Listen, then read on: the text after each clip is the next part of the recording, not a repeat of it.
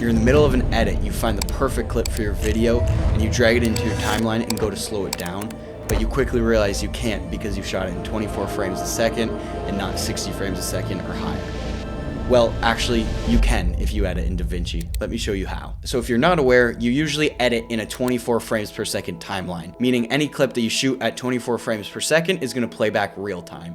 If you try and slow that down, it's gonna be choppy because it's trying to stretch those 24 frames over a longer duration than a minute, and it's not gonna be a smooth, slow motion look that you'd be used to seeing. If you shoot in frame rates higher than 24 frames per second, then you can slow that down to achieve slow motion. Now, you'll catch yourself in some instances where you end up accidentally shooting 24 frames per second on a shot that you wanted to slow down in the edit. And I have a perfect example of this myself. We were shooting this event video for Roku. It was the end of the night. I was heading to the elevator to leave the event actually, and I noticed outside just the lighting. It was blue hour over kind of the Toronto skyline. I thought it looked beautiful. I thought it was gonna be a good way to end the video. And I have this beautiful shot pulling up on a gimbal from the pool with the Toronto City skyline in the background. I brought that clip into my Davinci timeline, and the movement was a bit too fast. It would have been a bit too jarring to have as that end shot in the video. I needed it to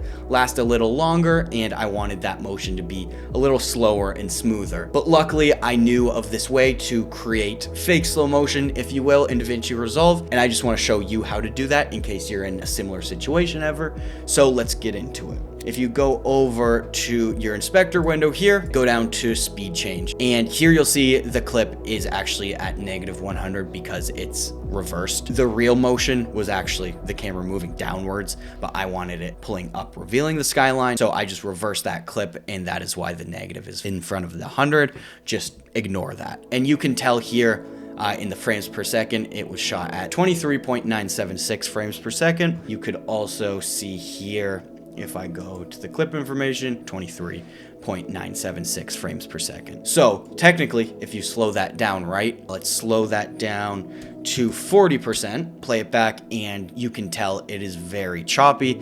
You don't want to use a clip like that. Usually, there'd be no way of saving that, but luckily in Davinci Resolve, you select your clip, go back to the inspector window here, and go down to Retime and Scaling. So under here, if that's off, you just have to toggle that on there and open it up. And under Retime Process, it will give you a few options: nearest, frame blend, and optical flow. So to achieve the most natural looking fake slow motion, I would select optical flow under the Retime Process, and then motion estimation, you can go and select enhanced better. This will require a little bit more time rendering the clip, but it's for the best results. So if your computer can handle it, highly recommend using the enhanced better option there. We'll just render this clip out by going to the start of the timeline and pressing my spacebar to play it out. And if you don't have your render cache on, go up to playback, render cache, and set that to smart.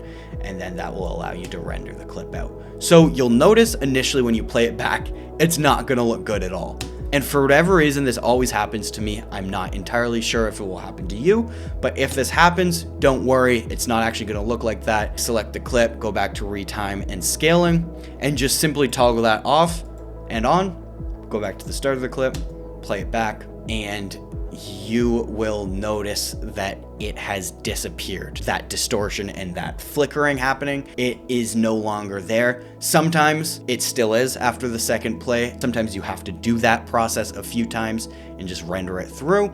And it's not gonna be perfect. You're gonna notice, especially on clips with a lot of motion or a lot of detail. I've only used this in a few instances where there was a lot of movement and been able to get a usable slow motion there. So that's one thing to note. It's not gonna work in every single situation. But in this instance, the motion's pretty simple. Just again, camera's pulling up. And if you play that back, you'll notice it's now very smooth. And with those couple simple steps, we were able to take a clip that was shot at 24 frames per second and have usable slow-mo. This isn't a perfect solution by any means. I'm not at all saying use this for every clip you want to slow down.